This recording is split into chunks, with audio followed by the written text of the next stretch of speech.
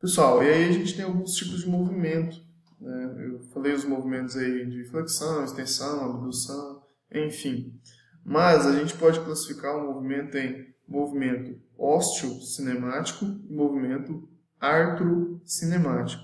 O que seria isso? Pega o prefixo do nome ósteo e artro, mais cinemático, então ósteo, movimentos relacionados aos ossos em si, e artrocinemático seria os movimentos relacionados à articulação. Qual que vai ser a diferença? A diferença é que os movimentos osteocinemáticos, ele está referindo ao osso como um movimento como um todo. Tá? Então vai ocorrer nos meus planos de movimento.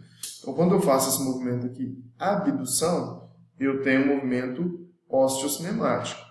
Por outro lado, para que ocorra a minha abdução, esse movimento osteocinemático, eu preciso de um conjunto de movimentos artrocinemáticos para que isso aconteça. Tá? Então, o movimento artrocinemático ele acontece dentro da articulação. Quais que são esses movimentos? A gente pode classificar em rolamento, deslizamento e rotação axial. Tá? Como que funciona cada um desses movimentos? Então imagine o seguinte, vocês já estão mais craque em anatomia, mas imagina que a minha mão é a cavidade glenoidal e a outra mão aqui eu tenho a cabeça do húmero e eles se encaixam formando a articulação glenohumeral. O que acontece? Quando eu estou fazendo a abdução, estou subindo o braço, a cabeça do húmero ela precisa fazer alguns movimentos. Dentre esses movimentos, que a gente chama de artrocinemático, eu tenho um movimento de deslizamento e tenho um movimento de rolamento. O movimento de rolamento, eu estou tendo sempre uma nova superfície da cabeça do húmero, passando em uma nova área da cavidade glenoidal. Para ficar melhor o entendimento, é como se fosse a roda de um carro rolando. Eu sempre estou tendo uma área com contato com uma outra área. Agora, o deslizamento é como se fosse essa mesma roda de carro brecando e deslizando no asfalto. Seria como se ela estivesse derrapando. Porque a roda rolando, ela vai sempre estar passando em contato com nova superfície. A roda deslizando, ela vai fazer isso aqui. Então, uma única superfície entrando em contato com novas áreas. Tá? Isso seria o deslizamento. Por que esses movimentos são importantes? Porque para eu poder abrir o braço, fazer a abdução, a cabeça do húmero ela precisa rolar e ao mesmo tempo deslizar. Se ela não faz esses movimentos, eu vou ter comprometimento no meu movimento osteocinemático. E eu tenho também o movimento de rotação. É quando a peça óssea ela vai girar em torno do seu próprio eixo. Tá? Isso acontece também.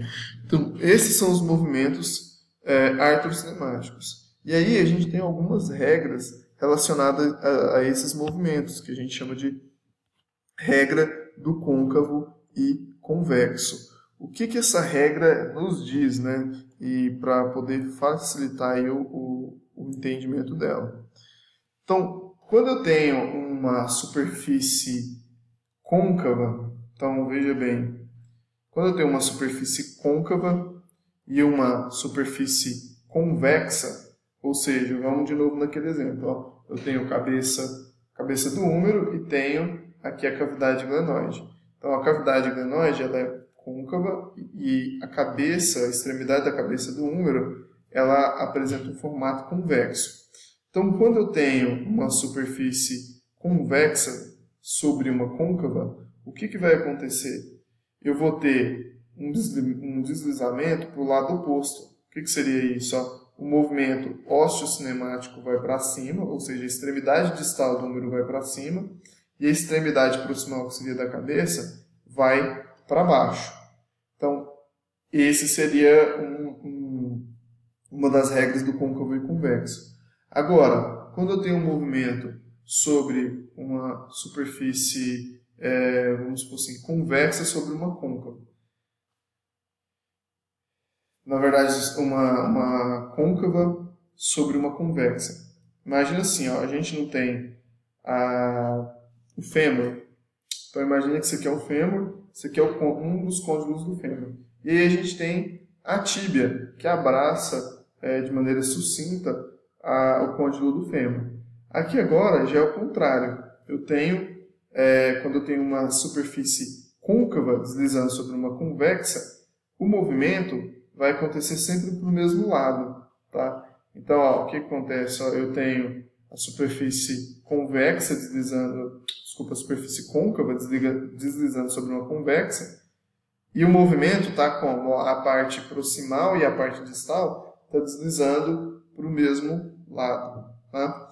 Se vocês ficarem com dificuldade nessa parte aqui, fala comigo de novo, que eu explico de novo, porque parece que eu embananei aqui na hora de falar os nomes, mas não tem erro não.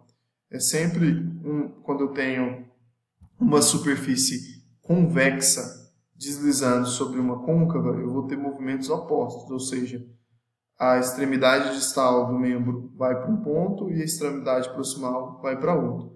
Agora, quando eu tenho uma superfície côncava deslizando sobre uma convexa, tanto a parte proximal do osso quanto a parte distal do osso vai deslizar para o mesmo. Pessoal, então a gente chegou aqui agora na parte dos músculos, tá?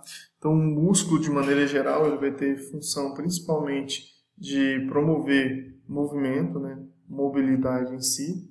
Então, por meio de uma contração muscular, quando eu tenho encurtamento das fibras musculares, eu transmito a força por meio de uma estrutura que a gente chama de tendão e gera-se um movimento. Então, de maneira geral, a função do músculo vai ser mobilidade e estabilidade das estruturas articulares. Depois vocês deem uma olhadinha, porque dentro de mobilidade e estabilidade a gente pode gerar uma série de funções que o músculo faz e está aqui nesse quadro. Tá? Eu não vou me atentar muito a esse detalhe aqui, porque senão a aula vai ficar longa. Bom, o tecido muscular ele pode ser dividido de três maneiras. A gente vai ter um tecido muscular estriado esquelético, um tecido muscular estriado cardíaco e um tecido muscular liso. Tá? Qual que é a diferença entre eles? Primeiro, a gente tem aqui o tecido muscular esquelético ou estriado esquelético, que vai ser encontrado principalmente nas peças ósseas. Né? Então, assim, eu vou só encontrar esse tecido aderido no osso. Tá?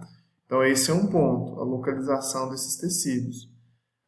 Por outro lado também, esse tecido muscular esquelético ele apresenta essas estriações e apresenta uma série de núcleos durante o percurso de sua célula. Então, ele apresenta até uma quantidade considerável de núcleo. E, além disso, uma das características dele é promover força de tração por meio da contração muscular. E a contração muscular desse tipo de tecido, ela normalmente é mais forte e pode ser mais rápida também. Tá? Outro ponto que deve ser considerado é que o tecido muscular esquelético ele apresenta contração voluntária, diferente dos demais que a gente vai ver. Agora aqui, o tecido estriado cardíaco, se vocês observarem aqui na imagem, ele apresenta uma forma mais fusiforme, como se fosse um cilindro, e apresenta menos núcleo do que o estriado esquelético. Outro ponto que deve ser considerado também é que ele tem uma estrutura que une uma fibra com outra, e a gente chama de disco intercalar. Tá? A característica desse músculo aqui, como o próprio nome dele diz, é que a gente só encontra ele no coração. Tá?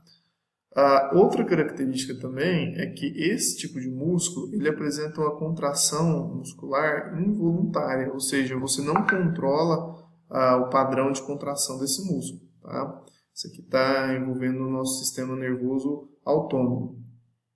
E por último, a gente tem um músculo liso. Né? O músculo liso, diferente dos outros dois, ele não vai apresentar estriação, apresenta um núcleo por fibra muscular. E normalmente a contração muscular desse aqui, diferente dos outros dois, é uma contração muscular mais lenta, com menos intensidade, menos força. E eu só vou encontrar esse músculo aqui em órgãos ocos, né? Ou nas nossas vísceras, de maneira geral em vísceras, né? Então, por exemplo, na parede de um vaso sanguíneo eu tenho um músculo liso e por aí vai, tá? Bom, só que vamos falar agora um pouquinho mais do músculo estriado esquelético, mais de propriedade, mais assim, propriedades gerais dos tecidos musculares. Então a gente vai ter basicamente 4 propriedades. A gente tem irritabilidade, contratilidade e extensibilidade e por último elasticidade. O que cada uma dessas características querem dizer e qual que é a importância delas? Então vamos primeiro aqui na irritabilidade. Irritabilidade é a capacidade desse tecido muscular dele responder a estímulo elétrico, tá? Então, a partir desse estímulo elétrico, por meio dessa irritabilidade aí, eu posso gerar um estado de contração ou de relaxamento. Então, mediante um estímulo elétrico, ele responde, ele gera uma resposta, que pode ser uma contração ou o relaxamento, tá? A contratilidade seria a capacidade que o músculo tem dele se encurtar o seu tamanho e aumentar o seu diâmetro, tá? Então, assim, o que acontece? O músculo está no estado normal e por meio dessa capacidade ele pode se encurtar e diminuir o seu tamanho em questão de comprimento e aumentar o seu diâmetro. A outra característica é a extensibilidade. O que seria extensibilidade? Eu tenho um músculo, não seria a volta, tá? Então, tipo assim, eu tenho um músculo no seu estado normal e eu consigo esticar ele além do seu comprimento de repouso, tá? Então, essa é a característica de extensibilidade. Eu consigo alongar o músculo além do seu comprimento fisiológico, natural, tá? E a gente tem, por último, a capacidade mais importante, não a mais importante, mas que tem bastante relevância, que é a elasticidade. O que é a elasticidade? Então, após uma contração ou uma extensão, é a capacidade do músculo voltar ao seu estado natural sem nenhuma deformidade. Então, o que acontece, por exemplo, se a gente pega um elástico não, uma sacola plástica, não tem aqui, mas se você pegar uma sacola plástica, ela não tem essa característica de elasticidade. Então, se você distende ela, além de um certo ponto, ela não volta ao normal. Ela fica preservada do tamanho que você esticou. O músculo não. Se você estica ele, se você alonga ele, ele volta ao normal e isso a gente chama de elasticidade. Da mesma maneira, quando você contrai, ele não fica preso, né? Então, você tem uma contração, as fibras se deslizam. Quando você tem um relaxamento, ele volta ao seu estado normal. Isso a gente chama de elasticidade. Pessoal, continuando a nossa aula aqui em relação ao tecido muscular. O tecido muscular, o músculo em si, a gente convém chamar os pontos onde ele está fixado de origem e inserção. Então, veja bem aqui, ó, a gente tem a figura de um húmero, rádio e una fazendo parte do nosso braço e antebraço. Esse músculo aqui é o músculo braquial. Observa que ele está inserido, ele tem um ponto de fixação aqui no meio do húmero, né, no terço médio do húmero, e uma fixação na tuberosidade da una. Então, o que acontece? Normalmente, a fixação proximal nós chamamos de origem e a fixação distal nós chamamos de inserção, tá? Ou também podemos definir que origem é o ponto onde o músculo está inserido na peça óssea que apresenta menor quantidade de movimento durante uma contração. Já a inserção, a gente define que é o ponto de inserção do músculo, onde a gente apresenta uma maior quantidade de movimento durante o movimento, tá? Então, o que acontece? Se esse músculo se encurta, é mais fácil ele elevar a una do que trazer o húmero.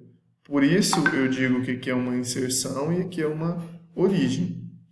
Se a gente observa aqui também, ó, essa outra musculatura, que é o córaco braquial. Ele tem uma fixação aqui no processo coracoide e outra fixação também no terço médio do húmero.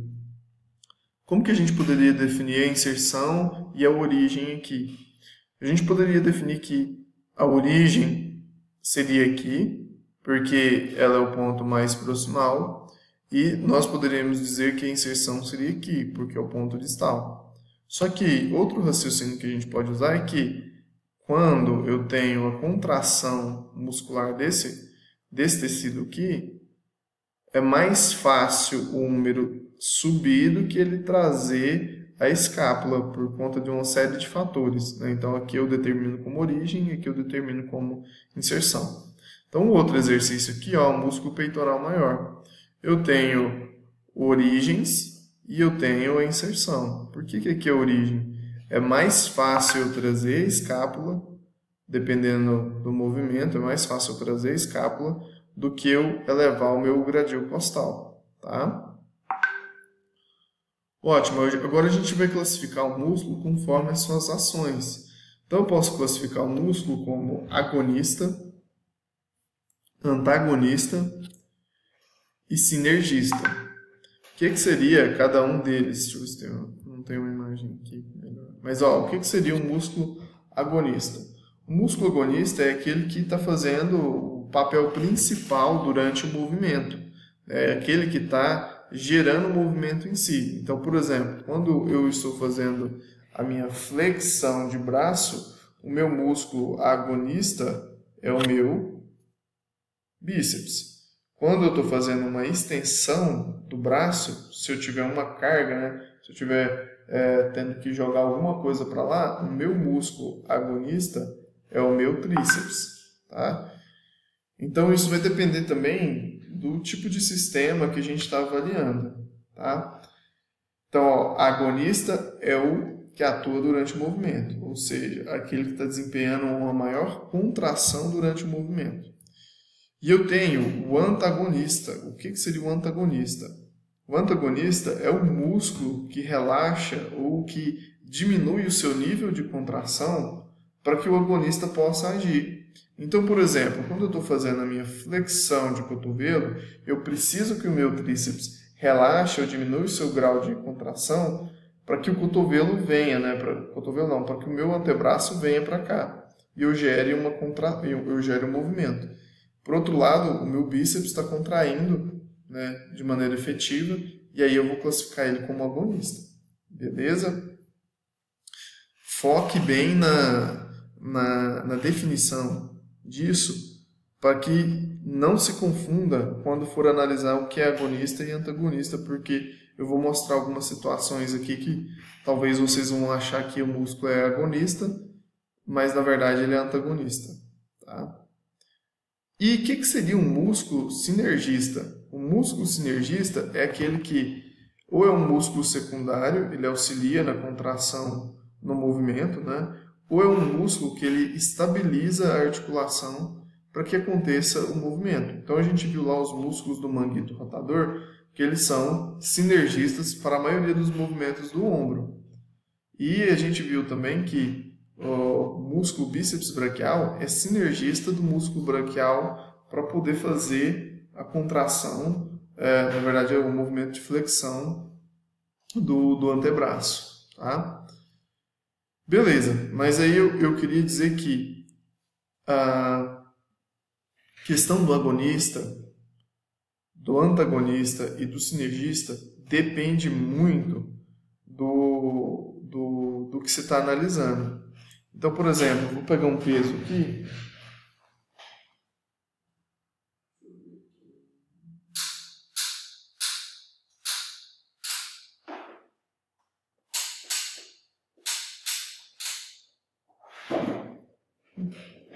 Vamos ver se vai dar para vocês acompanharem.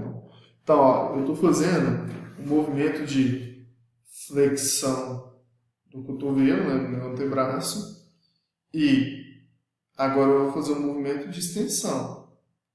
Quem que é o meu agonista aqui no movimento de flexão? É o meu bíceps braquial. Quem que é o meu agonista quando eu estou fazendo a volta? né? Quem que é o meu agonista quando eu estou fazendo a volta do movimento? Continua sendo o bíceps e não o tríceps. Porque quando eu faço esse movimento de flexão, eu estou contraindo o bíceps e o meu tríceps está mais relaxado do que o meu bíceps. Então, o tríceps é antagonista.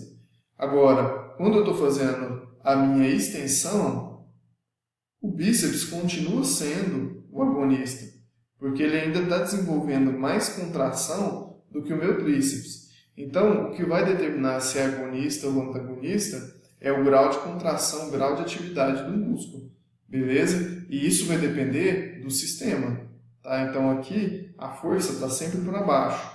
Então, quem vai estar atuando é o meu bíceps. Agora, seria diferente se a força fosse para cima, porque aí eu teria que fazer um movimento de extensão. Então, tanto na ida quanto na volta, o meu agonista seria o meu tríceps, tá? Beleza, isso gera um pouco de confusão mesmo, mas é só treinar que passa. E vamos para os próximos aqui, ó. A gente tem o tipo de contração que o músculo pode desempenhar. Então, eu tenho contração concêntrica, excêntrica e isométrica. A contração muscular seria a variação que eu tenho de comprimento do músculo. Então, quando eu tenho uma variação em que o músculo encurta, eu chamo de contração concêntrica, tá? Quando eu tenho uma variação em que o músculo ele permanece no seu mesmo tamanho, ou seja, ele está tendo força de tensão, mas não o suficiente para vencer uma resistência, eu tenho uma contração isométrica, ou seja, eu não tenho variação do comprimento do músculo e também não gero movimento. Diferente da concêntrica, que a concêntrica eu vou gerar um movimento, né, e eu gero o encurtamento das fibras musculares e aumento o diâmetro do músculo. Já na excêntrica, o que acontece? A resistência é maior do que a força, do que o torque gerado pelo músculo. Então, o músculo ele vai se alongar. Então, eu aumento o tamanho do músculo, apesar dele estar se contraindo, porque ele não consegue gerar uma contração eficiente para vencer essa resistência, tá? Beleza, então é basicamente isso. Pessoal, então só para finalizar aqui, para a gente poder entender, o que seria uma contração excêntrica e o que seria a contração concêntrica. Então, observe que aqui eu tenho uma flexão de cotovelo. Aqui nessa contração, a primeira é excêntrica por quê? Porque ele não consegue manter a carga e o músculo vai se alongando. E eu tenho a concêntrica, onde o músculo vence a força da carga e ele se encurta. E a isométrica, eu vou ter o mesmo valor de torque ou tensão gerado no músculo com o mesmo valor do peso, então não gera o movimento. E aí que está, observa que em todo esse movimento aqui que está sendo gerado, só para a gente poder voltar naquele assunto de agonista, antagonista e sinergista, em todas as situações aqui, o agonista do movimento, apesar de eu ter flexão, extensão e estar parado, todo o agonista aqui desse movimento vai ser o bíceps, tá? Porque ele é o que está tendo maior atividade muscular em todas as situações. Beleza? Então vamos lá. Tem contração isocinética, mas isso aqui eu não vou falar para vocês agora. A musculatura ela pode ser classificada conforme a arquitetura das fibras musculares. Então as fibras musculares elas podem ser paralelas, tá? Elas podem ser fusiformes, então tem um formato de fuso, onde no meio delas aqui, ela é mais paralela e na lateral aqui ela é mais abaulada. Então como se estivesse no formato de fuso. E nós classificamos também a musculatura conforme a penação do músculo, né? O que seria penação? É o ângulo que eu tenho aqui da fibra muscular. Então eu tenho um tendão passando no meio do músculo e desse tendão se origina as fibras musculares. Quando eu só tenho uma fibra muscular, na verdade, quando eu tenho um conjunto de fibras musculares saindo só para um lado, eu chamo de unipenado. Quando eu tenho um conjunto de fibras musculares saindo para os dois lados, eu chamo de bipenado, e quando isso acontece com uma maior frequência, eu chamo de multipenado. Além disso, a gente tem a musculatura que a gente diz que é circular. Normalmente, essa aqui a gente só encontra em lugares que a gente tem orifício, esfíncter, porque quando eu contraio essa musculatura, ou eu vou estar fechando essas aberturas. Tá? Então, por exemplo, eu teria uma musculatura do olho nesse formato circular, a musculatura da boca nesse formato circular. Tá? Bom, e aí a gente vai para a arquitetura do músculo. O que acontece? O músculo em si ele é formado por uma unidade estrutural que a gente chama de sarcômero. Antes de eu apresentar o sarcômero, que eu acho que vai ficar mais fácil para entender, eu vou mostrar como que seria o músculo como um todo. Então, observa que eu tenho a célula muscular que a gente chama de miofibrila. Então, a miofibrila é esse feixe muscular aqui que é formado por uma série de unidades funcionais que eu chamo de sarcômero. Já vou explicar para vocês o que é o sarcômero. Então, ó, eu tenho uma miofibrila. O conjunto de miofibrilas formam uma fibra muscular. Só que o que acontece? Essas miofibrilas elas não podem ficar soltas. Então, eu tenho um tecido conjuntivo que vai compartimentar elas. Tá? E esse tecido conjuntivo nós chamamos de endomísio. Tá? Então, o conjunto de miofibrilas forma uma fibra muscular que é compartimentada, envolvida por esse tecido aqui que a gente chama de endomísio. Só que o conjunto de fibras musculares forma um fascículo, ou seja, eu tenho um conjunto de fibras musculares aqui formando uma estrutura que a gente chama de fascículo ou feixe muscular, qualquer um desses nomes. Só que esse fascículo, por sua vez, ele também vai ter um tecido conjuntivo compartimentando ele, que eu chamo de perimísio. Então, ó, o conjunto de miofibrilas forma uma fibra muscular, o conjunto de fibras musculares forma um fascículo e o conjunto de fascículo vai formar o músculo como um todo, como a gente conhece, e que a gente dá o nome de ventre muscular. Só que o ventre muscular também vai ter um tecido conjuntivo passando em volta dele aqui, compartimentando ele, que a gente chama de epimísio. Então eu tenho endomísio, perimísio e epimísio. O final do epimísio com o conjunto do ventre muscular forma uma junção que a gente chama de junção miotendínea, que dá origem ao tendão, que é a estrutura que vai unir o músculo com o osso. Agora vamos aqui para a unidade funcional que é o sarcômero. O conjunto do sarcômero vai formar essa miofibrila aqui. Então o que acontece? O sarcômero nada mais é que um conjunto de filamentos ou proteínas que a gente chama de filamento fino e filamento grosso. Então eu tenho um filamento grosso com uma menor frequência, né? E eu tenho um filamento fino com uma maior frequência aqui. Então, o que acontece? Entre um filamento grosso, eu vou ter sempre um conjunto de filamentos finos ao redor dele. Daí a gente tem essa estrutura aqui que a gente chama de linha Z. Essa linha Z, com outra linha Z, determina o tamanho do sarcômero. Beleza? E aí o que acontece? Quando eu tenho a contração muscular, eu tenho o deslizamento desse filamento fino sobre o filamento grosso. Aí eu gero o estado de contração. Quando eu tenho o afastamento desse filamento fino do filamento grosso, eu tenho o estado de relaxamento, tá? Ou está acontecendo uma extensão dessas fibras. O que acontece aqui? Esse filamento grosso eu chamo de miosina e o filamento fino eu chamo de actina. Beleza? Então, quando está tendo a contração, a actina está deslizando sobre a miosina. E quando eu tenho um relaxamento, ela também desliza, só que para o lado oposto. Beleza, eu estou achando que essa explicação ficou meio bosta. Se vocês tiverem dificuldade fala para mim de novo, tá? Então, vamos para frente aqui.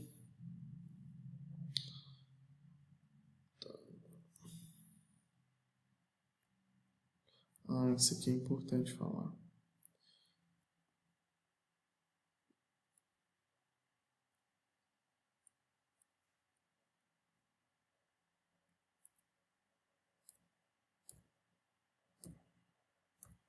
Deixa eu ver, peraí. Então a gente tem alguns fatores, pessoal, que influenciam a força muscular. E um deles é o comprimento e a tensão do músculo, velocidade de movimento, tipo de músculo e área de secção transversa do músculo e ângulo articular do movimento. O que a gente vai abordar são esses três primeiros aqui. Então, o que seria o comprimento e tensão do músculo? Se eu tenho um músculo que está muito afastado do sarcômero dele, eu não consigo gerar tensão para ter contração. Mas, por outro lado, se eu tenho um músculo que está muito encurtado, ou o sarcômero dele está muito próximo um do outro, eu também não consigo gerar deslizamento, porque o deslizamento aqui vai ser pouco, e aí eu gero pouca tensão.